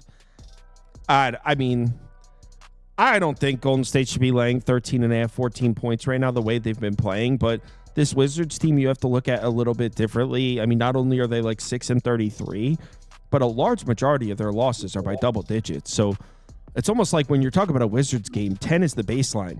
So minus 13.5 against any other team in the NBA is crazy for the Warriors, but against the Wizards, it's like, oh, okay, the Wizards are a step below every other team in the NBA. So I would probably just go Jordan Poole over 21.5 points or pass here.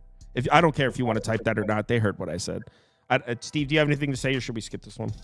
Yeah, type in yuck. That's what I got. Yeah, Draymond Green, I'm just looking. He's probable.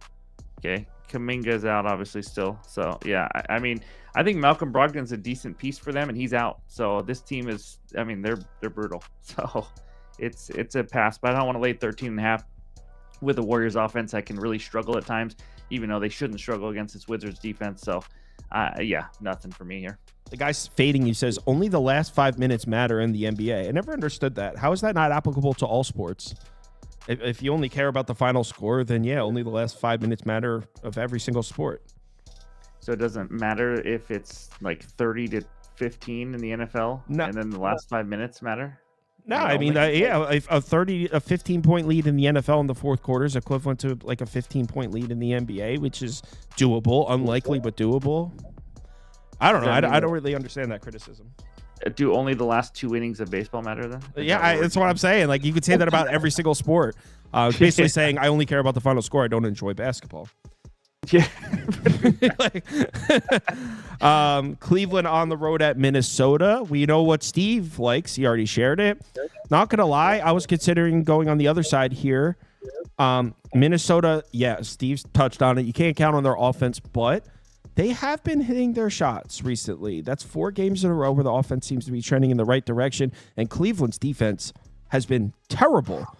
I know everyone loves this Cleveland Cavs team. I know because I insulted them once, and I feel like I triggered the whole world with it.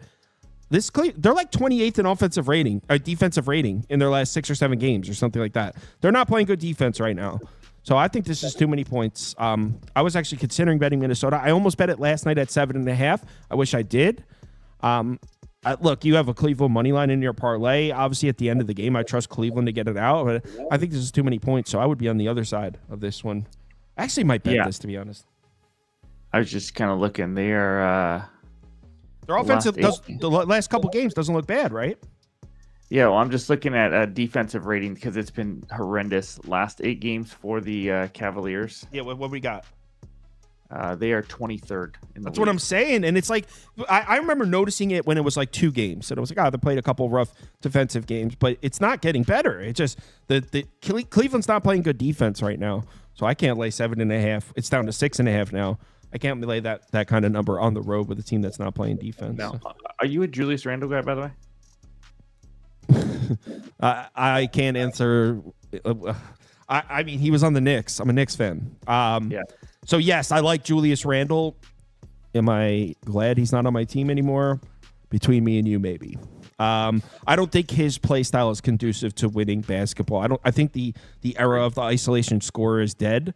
I think the idea of isolation is not good for an efficient offense. That's why during the early 2000s, the isolation era, right, with Kobe and Tracy McGrady and Iverson, we saw a lot of cool highlights. Final score of those games was like 89-87. I mean, it's just not conducive to efficient offense. The ball stops, clear out for the lead scorer. Yeah, you're going to get sweet highlights. We're going to get superstars. We're going to sell a lot of jerseys, but offenses suck like that.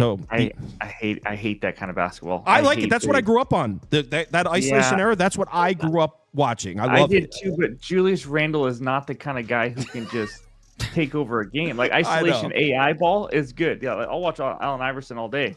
But Julius Randle just kills momentum on a team. He's just a ball stopper. You saw Carmelo Anthony a lot like that, but again, he's a way better scorer. So if you're going to be an isolation ball, you better be freaking good. What, he just put up 4 against his old team? Here's the thing, because when you're going to assume this role in the basketball team as being the emotional, kind of like the enforcer, kind of like the Draymond Green, I like that. I think it's good for the team. I think Draymond gets under his opponent's skin, and I like that. Here's the problem. When Julius Randle does that, and he wants to be that role, and I was on board with it for the Knicks, it results in him taking plays off on defense and the frustration, just being like, when it's like, that's not how Draymond's doing it. Draymond's getting frustrated and like body checking someone on defense. He's not taking the play off. It's the complete opposite. Julius Randle get frustrated getting in someone's face, which is cool. Get the crowd up and all that. I think that's like could be good in small doses, but then he'll like take the play off on defense because he's too pissed off.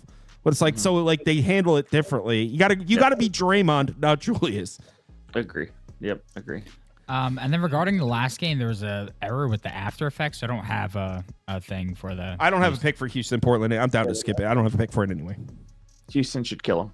Yeah, Absolutely kill him. Probably agree. No Jeremy Grant. No Abdia might be out as well. Rockets should put a beat down. All right, let's do a quick community parlay and then let's call it. The parlay we bet, yeah. Community parlay is for the community. We come unite, making a parlay. Yeah. All right, Steve, while we're doing this, we have an underdog, and also, Steve, want to tell them where they can find your stuff? Yeah, come check it out. Just a Bet Outside on YouTube. After the inspirational line from the late Bob Uecker, the man, the myth, the legend. And then also on Twitter as well. But yeah, we talk NBA, MLB, and NFL every single day, all week, and it's a lot of fun. All right, so they're going to want Lions and Chiefs money line in the community parlay. So let's just start the community parlay off with Lions money line and Chiefs money line, because I know for a fact they're going to want those. Okay, we could do that. For our underdog, it's the season of length, everybody. Let's reach for the stars, because we got Patrick Mahomes higher than 12.5 longest rush, Jaden Daniels 15.5 higher longest rush, and Diami Brown 18.5 longest reception. let's just say you don't like length and you want a normal prop for some godforsaken reason. I mean, I don't know why anybody would want to do that. Well, if you want to replace one of those legs, you could put in Patrick Mahomes higher than a half total yard if you're a new Underdog customer. And if you're not a new Underdog customer and would like to become one, well, you could sign up in one of those yellow states. It looks like I've replaced our map. Jesus Christ. What a tragedy.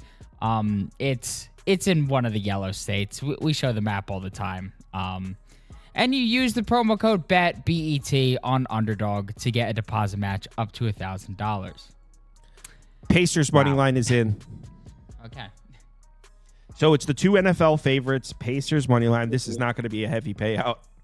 And the last leg is going to be, let's call it Cavs money line. We'll put Pistons money line back in. We'll put Celtics money line in, and we'll put Rockets. So what is the last leg of the community parlay? Cast your votes. Cast your votes. By the way, tomorrow, normal time, Steve, 11 a.m. Are you able to make it? 11 a.m. Yep, I'll be there.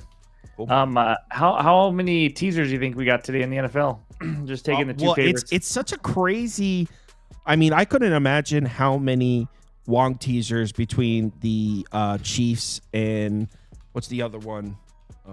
The Lions, you talking about? Well, the Lions was at 8.5 for a lot of the week, so I'm sure there's so many Chiefs and Lions Wong teasers. Also, the Eagles at 0.5. You get the Eagles down, or the Bills at 7.5. It's very interesting. You can get there's probably so many Wongs. So this is we're in a nation full of Wongs this weekend. Full of lengthy Wongs. Lengthy Wongs. Yeah, I did not place any Wong teasers. If I was to do one, I think my favorite leg for a Wong teaser this weekend would be Bills plus 7.5. I've also been told by people that are pretty sharp on the math end of things that Wong teasers are no longer good decisions, that they're no longer mathematically sensible bets because you can no longer get the minus 110. If you are new to sports making and don't know what I'm talking about, don't worry. Wong teasers are pretty much a thing of the past. They don't really make mathematical sense anymore. Yeah, I used to do more of them. I still do some, obviously, but yeah, minus 120 on DK, I think, for teasers. But other books are like minus 130, minus 140, and the original guy, the mathematician Wong that invented them, all the math was circled around it being minus 110. And it wasn't that they were like excellent bets. It's just that they were profitable bets long term at minus 110. Now that you don't get minus 110 anymore, it almost makes the whole thing nonsensical. Yeah. Not sensible at all. Today's community parlay: Chiefs money line, Lions money line, Cavs money line, Pacers money line. And I'm sorry, Cavs are going to ruin this. Plus 157. Thanks everyone for watching. See you all at 11 a.m. tomorrow. Someone said, marry me, length god.